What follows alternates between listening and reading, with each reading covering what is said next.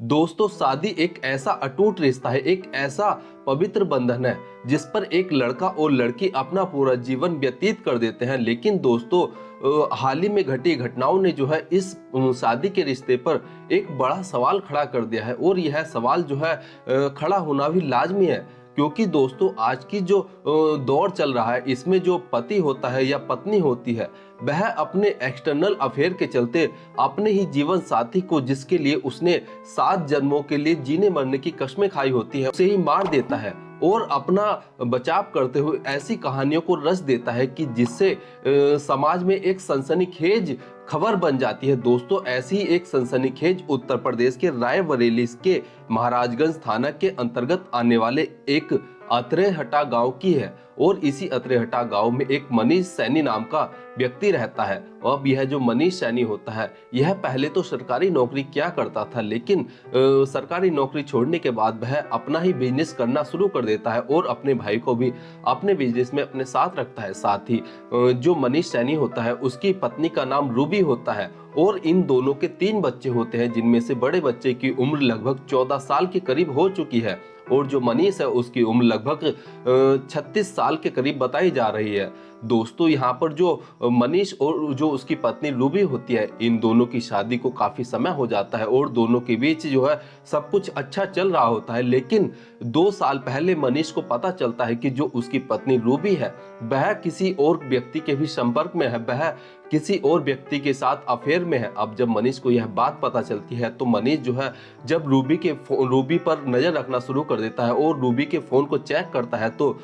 मनीष को पता चलता है कि रूबी जो है अलग अलग व्यक्तियों से बात करती है। साथ ही वह उनके साथ आपत्तिजनक स्थिति में जो है फोटो वीडियो भी शेयर करती है और उनके साथ जो है अश्लील चैट भी करती है। अब मनीष जब यह सब देखता है तो वह अपनी पत्नी रूबी को समझाता है। यहाँ पर इन दोनों के बीच काफी ज्यादा कहासुनी भी होती है, लेकिन यहाँ पर जो रूबी होती है वह मानने को तैयार नहीं होती है। तो मनीष अपनी पत्नी रूबी से परेशान होकर जो मनीष के घर वाले, जो रूबी के घर वाले होते हैं, मतलब कि जो रूबी का मायका होता है, वहां पर इस बात की जब सूचना देता है तो यहाँ पर जो रूबी के घर वाले होते हैं, वह जब अपनी बेटी को समझाते हैं तो यहाँ पर रूबी जो होती है वह कुछ दिनों के लिए मान जाती है। लेकिन रूबी जो है धीरे धीरे फिर से अपने उन मित्रों से जो उसके अफेयर में थे उनसे बात करना शुरू कर देती है और इन्हीं बातों के चलते जो मनीष होता है उसकी आए दिन रूबी से लड़ाई झगड़ा भी हुआ करता था। लेकिन दोस्तों, यहाँ पर जो रूबी होती है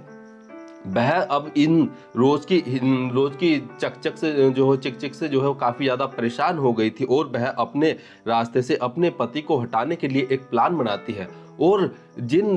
व्यक्तियों के साथ रूबी अफेयर में थी उनमें से एक व्यक्ति का नाम सुनील होता है और सुनील के साथ मिलकर ये जो रूबी होती है वह अपने पति मनीष को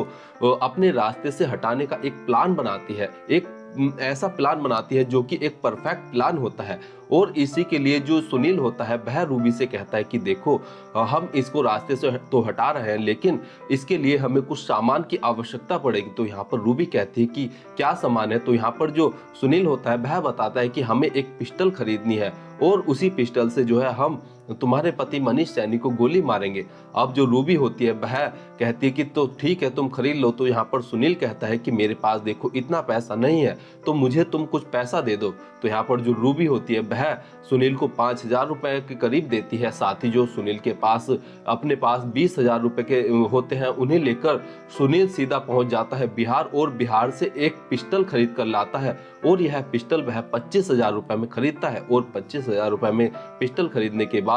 जो सुनील होता है वह वापस अपने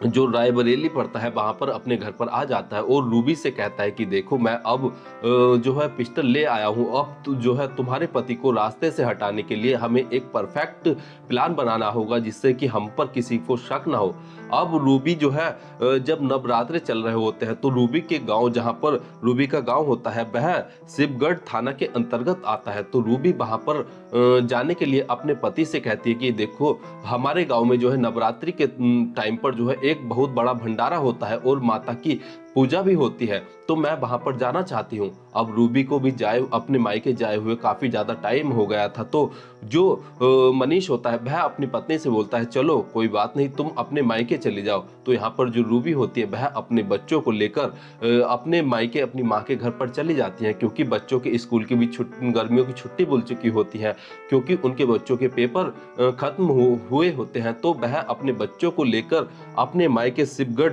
थाना के अंतर्गत अपने गांव में पहुंच जाती है। अब एक दिन वहां पर रहती है, 2 दिन वहां पर रहती है, और इसके बाद मनीष के पास रूबी कॉल करती है और मनीष से बोलती है कि देखो, जो तुम्हारे ससुराल वाले हैं, जो मेरी माँ है और जो मेरे पिता है और जो तुम्हारे साले हैं, वह तुमसे मिलने के लिए बोल रहे हैं और तुम्हें यहाँ पर आए हुए काफी टाइम भी हो गया है। दोस्तों, यहाँ पर जो मनीष सैनी था वह बिजनेस किया करता था और बिजनेस के कारण ही वह अपनी ससुराल में ज्यादा नहीं जाया करता था। तो मनीष भी सोचता है कि क्यों ना मैं भी अपने ससुराल में जाऊं और अपने ससुर से, अपने सालों से, अपने रिश्तेदारों से मिलूं और भंडारे में भी चला जाऊंगा और माँ के दर्शन भी हो जाएंगे। अब मनीष यह सोचकर अपने घर से निकलता है, लेकिन मनीष को कहाँ पता था कि अब वह वापस अपने घर पर लौटकर कहाँ आएगा। अब मनीष जैसे ही अपनी ससुराल पहुंचता है और ससुराल पहुंचने के बाद वह उसकी पत्नी बोलते हैं कि चलो भंडारे में चलते हैं और वहां पर माता के दर्शन भी कर लेंगे। अब ये दो होते हैं, यह अपने बच्चों को लेकर रूबी और रूबी का पति जो मनीष होता है वह भंडारे में जाते हैं, माता के दर्शन करते हैं और दर्शन करने के बाद जो भंडारा होता है वह रात के समय होने वाला था। तो यह सब जो यहाँ पर मनीष होता है वह अपने साले से यह बोलकर घर आ जाता है कि देखो, अभी तो यहाँ पर भंडारे में टाइम लगेगा, तो क्यों ना मैं घर जाकर थोड़ा फ्रेश व्रेश हो लूँ और यह कपड़े भी पहने हुए मुझे काफी टाइम हो गया, तो मैं इन्हें भी चेंज कर लूंगा। अब साले से बोलकर मनीष वापस अपनी पत्नी रूबी के घर पर, जहाँ पर उसके सास ससुर होते हैं, वहां पर चला जाता है। अब जो मनीष होता है वह वहां पर नहा फ्रेश होता है, कपड़े उपड़े बदलता है और अपने सास ससुर से बात करता है और इसी दौरान रात हो जाती है। और रात के समय जब मनीष भंडारे में जाने के लिए घर से निकलने ही वाला होता है, तो तभी जो मनीष की पत्नी रूबी होती है, रूबी जो है अपने कान पर फोन लगाती है और एक पानी की बोतल भरती है और कान पर फोन लगाकर वह अपने पति मनीष को ऐसा दिखाने की कोशिश करती है कि जैसे रूबी ने मनीष को ना देखा हो, लेकिन मनीष उसे देख रहा है और वह अपने कान पर फोन लगाकर मनीष के ही सामने ऐसा दिखाने की कोशिश करती है कि जैसे वह जंगल में जा रही है और वह फोन पर ऐसा कहती है कि देखो, मैं जंगल आ रही हूँ और वहीं पर हम दोनों मिलकर बात कर लेंगे और मैं जो हूँ मेरे जो पति हैं वह भंडारे में जा रहे हैं। अब जब मनीष अपनी पत्नी की यह बात सुनता है तो वह भी भौचक्का रह जाता है और सोचता है कि क्यों ना मैं अपनी जो मेरी पत्नी है जिससे उसका अफेयर चल रहा है उसे मौके पर ही जाकर पकड़ लूं। और मनीष इसी सोच के साथ जो है वह अपनी पत्नी का जो है चोरी चुपके से पीछा करना शुरू कर देता है, लेकिन मनीष को कहाँ पता था कि यह प्लान तो उसकी पत्नी रूबी का ही है। अब मनीष जैसे ही अपनी पत्नी का पीछा करते हुए जंगल में पहुंचता है तो जंगल में एक शख्स पहले से ही मौजूद होता है। अब जैसे ही मनीष की पत्नी रूबी उस शख्स से जाकर मिलती है, उससे बातें करती है, तो मनीष जो है उसके पीछे पीछे जाता है और कहता है देखो, तुम जो है अब भी अपनी आदतों से बाज नहीं आई हो और तुम यहाँ पर भी जो है किसी दूसरे पराये मर्द के साथ जो है मिल रही हो और उसके साथ अफेयर में हो। लेकिन यहाँ पर जो रूबी होती है वह अपने पति से बोलती है कि देखो, तुम जो हो मेरे जाल में फंस गए हो और अब तुम्हें कोई नहीं बचा सकता है। और इसी दौरान जो रूबी से मिलने के लिए इसी दौरान जो रूबी के साथ जो दूसरा व्यक्ति खड़ा होता है वह अपने पास से एक पिस्टल निकालता है और उस पिस्टल से सीधा मनीष के सर पर एक गोली मार देता है। और यह व्यक्ति और कोई नहीं बल्कि जो बिहार से एक पिस्टल लेकर आया होता है वह सुनील होता है। और यही सुनील जो होता है वह प्लानिंग के तहत जो है रूबी से जंगल में मिलता है और रूबी से जंगल में मिलने के बाद जब उसका पीछा उसका पति मनीष सैनी कर रहा होता है, उसको सुनील उसके सर में गोली मार देता है। अब मनीष को जब गोली लग जाती है तो मनीष वहीं पर ढेर हो जाता है और जो सुनील होता है और जो रूबी होती है वह अपने अपने घर, रूबी तो अपनी माँ के घर चली जाती है और सुनील अपने घर पर चला जाता है। अब अब रूबी जब अपने घर पर होती है और जब रूबी का भाई जो मनीष का साला होता है वह भंडारे से वापस अपने घर पर आता है और वह जब घर पर आता है तो यहाँ पर जो रूबी होती है और जो रूबी के माता पिता होते हैं वह रूबी के भाई से बोलते हैं कि तुम्हारे जो जीजा है वह कहाँ पर है, वह तो भंडारे में ही खाना खाने के लिए गए थे। तो यहाँ पर जो मनीष का साला होता है वह बोलता है कि देखो मैं वहीं से आ रहा हूँ और मैं खुद अपने जीजा मनीष को लेने के लिए आया हूँ क्योंकि वह वहां पर बहुत देर से नहीं पहुंचे। अब जैसे ही यह रूबी और रूबी के माता पिता यह बात सुनते हैं तो वह हैरान परेशान हो जाते हैं और सोचते हैं कि आखिर यहाँ पर जो दामाद जी आए थे वह किसी और को तो जानते नहीं है जो उनके घर पर चले गए होंगे। और वह सभी जगह पर ढूंढना शुरू कर देते हैं और ढूंढते ढूंढते जो है रात गुजरना शुरू हो जाती है लेकिन मनीष जो है कहीं पर नहीं मिलता है। अब ऐसे ही ढूंढते ढूंढते जो है मनीष के पास कॉल किया जाता है और मनीष के जो भाई होता है उनके पास भी कॉल किया जाता है लेकिन मनीष का फोन नहीं लग रहा होता है। साथ ही जो मनीष का भाई होता है वह कहता है कि देखो मेरी भी जो है मेरे भाई से बात नहीं हुई है और ना ही मनीष जो है अपने घर जो महाराजगंज थाना के अंतर्गत अतरेहटा गांव पड़ता है वहां पर भी नहीं गया है। तो मनीष की जो है यहाँ पर खोजबीन शुरू होती है और खोजबीन शुरू करते करते जो है सुबह हो जाती है। अब सुबह के समय जब कोई व्यक्ति अपने खेतों की ओर जा रहा होता है तो उसे एक खेत में जो है कोई व्यक्ति जो है पड़ा हुआ दिखाई पड़ता है। तो जैसे ही वह व्यक्ति उस खेत में उस व्यक्ति जो पड़ा हुआ व्यक्ति होता है वहां पर जाकर देखता है तो वो जब उस मंजर को देखता है तो उसकी चीख पुकार निकल जाती है और चीख पुकार निकलने के साथ साथ जो जंगल की ओर और व्यक्ति आ रहे होते हैं वह भी वहां पर पहुंच जाते हैं और इन्हीं व्यक्तियों में से कोई जो है इस पूरे घटनाक्रम की जानकारी पुलिस को दे देता है। पुलिस भी मौके पर पहुंचती है और मौके पर पहुंचने के बाद मनीष के शव को जो है अपने कब्जे में ले लेती है और साथ ही मनीष के मरने की जानकारी मनीष के जो पत्नी रूबी होती है, जो उसके मायके वाले होते हैं, जो उसके सास ससुर होते हैं उन्हें दी जाती है। साथ ही जो मनीष का भाई होता है उसको भी यह सूचना दी जाती है। तो यहाँ पर जो मनीष का भाई होता है वह पुलिस वालों से कहता है कि देखो ये जो मनीष की पत्नी रूबी है इसने ही अपने पति का कत्ल कराया होगा और इसने अपने माता पिता के साथ मिलकर जो है मेरे भाई का कत्ल किया है। अब पुलिस वाले जब यह बात सुनते हैं तो पुलिस वाले भी सोचते हैं कि शायद जो मनीष का भाई है वह सदमे में चला गया है और इसीलिए जो मनीष का भाई है वह अपनी भाभी और उन्हीं के ससुराल वालों पर जो है उन्हीं के माता पिता पर जो है आरोप लगा रहा है। लेकिन इधर जब पुलिस वाले रूबी से पूछताछ करते हैं तो रूबी जो है पूरी घटनाक्रम बताती है कि यहाँ पर जो मेरे पति मनीष थे वह भंडारे के लिए आए थे और भंडारे के बाद जो है वह रात से ही गायब हो गए हैं। तो लेकिन यहाँ पर जो रूबी होती है वह कहती है कि देखो मेरे पति और जो उनके भाई हैं वह बिजनेस करते थे और बिजनेस के ही चलते जो दोनों भाइयों के बीच जो है अक्सर मनमुटाव भी हो जाता था और इसी के चलते मनीष के भाई मतलब कि मेरे पति ने ही मेरे पति को जो है सुपारी देकर मरवा दिया होगा। अब पुलिस वाले जो है जब खेत में मनीष की डेड बॉडी मिली होती है तो वहां से पुलिस वाले जो है सारी फोरेंसिक टीम बुलाते हैं और जो जरूरी साक्ष्य होते हैं, जो जरूरी एविडेंस होते हैं उन्हें जुटाते हैं और इन्हें जुटाने के साथ साथ पुलिस वाले जो है इस पूरे मामले की खोजबीन भी शुरू कर देते हैं। और पुलिस वाले मनीष के फोन को और जो है जो रूबी का फोन होता है और जो उसके भाई का फोन होता है, मतलब कि जिन जिन पर पुलिस को शक जाता है उन सभी के जो है पुलिस वाले कॉल डिटेल निकलवाते हैं। साथ ही सभी के फोनों की जो है लोकेशन भी निकलवाते हैं और फोनों की सीडीआर भी निकलवाते हैं। अब इसी के साथ जब पुलिस वाले सभी फोन नंबर को देख रहे होते हैं तो यहाँ पर जो रूबी का फोन नंबर की कॉल डिटेल होती है उसमें पुलिस वालों को एक ऐसा कॉमन नंबर दिखाई पड़ता है जिस पर रूबी की जो है काफी ज्यादा घंटों घंटों बातें होती हैं। अब पुलिस वाले जो है रूबी के ऊपर भी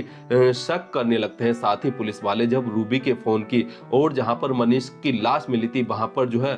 एक्टिव फोन नंबरों की लोकेशन निकलवाते हैं तो वहां पर जो है 3 फोन नंबरों की एक्टिव लोकेशन दिखाई पड़ती है। तो पुलिस वाले जो है इन सभी फोन नंबरों की जिनके यह फोन होते हैं उनकी जब डिटेल निकालते हैं तो उनमें से एक तो खुद मनीष होता है जिसके फोन की लोकेशन मनीष की डेड बॉडी जहां पर होती है वहां पर आई होती है। साथ ही दूसरी फोन लोकेशन जो मनीष की पत्नी रूबी होती है उसकी आती है और जो तीसरी फोन लोकेशन आती है वह जो रूबी का बॉयफ्रेंड जो सुनील होता है उसकी लोकेशन जो है उसी जगह पर आती है जहां पर मनीष का कत्ल हुआ था। अब पुलिस को समझते हुए देर नहीं लगती है कि जो मनीष की पत्नी रूबी है और जो सुनील है, इन्होंने ही मिलकर जो है मनीष की हत्या की है। अब पुलिस वाले